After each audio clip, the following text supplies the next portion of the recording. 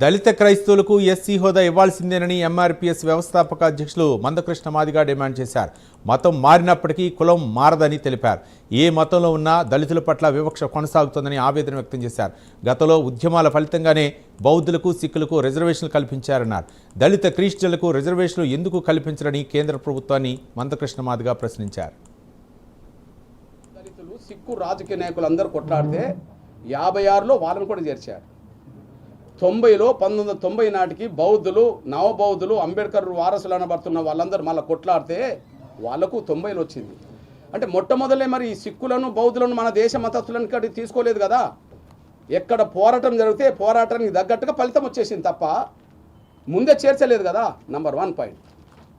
ఇప్పుడు 56లో సవరించినప్పుడు సిక్కుల కోసం, 90లో సవరించినప్పుడు బౌద్ధుల కోసం, క్రైస్తవుల కోసం సవరించడానికి వచ్చిన ఇబ్బంది ఏంటిది? వాళ్ళు అఫిడవిట్ వేసింది కూడా నా దగ్గర ఉన్నది. సుప్రీంకోర్టులో అఫిడవిట్ ఏమనేసిండ్రో ఉన్నది. ఏమనేసిండ్రు? క్రైస్తవంలో సమానత్వం ఉంది కాబట్టి, ఇక్కడ హిందువులో సమానత్వం లేదు కాబట్టి రిజర్వేషన్లు ఇచ్చాము, అక్కడ సమానత్వం ఉన్నది కాబట్టి మేము రిజర్వేషన్లు ఇవ్వము అంటారు.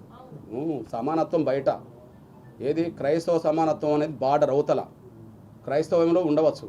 కానీ ఈ దేశంలో ఏ మతం వచ్చినా, అది ఇస్లాం మతం వచ్చిందా, క్రైస్తవం వచ్చిందా, ఏ మతం వచ్చింది కాదు. ఈ దేశంలో పుట్టిన ప్రతి మతంలో, ఈ దేశానికి వచ్చిన ప్రతి మతంలో ఇక్కడ కుల వ్యవస్థ కొనసాగుతుంది. దళితులు, సిక్కు రాజకీయ నాయకులు అందరూ కొట్లాడితే 56లో వాళ్ళని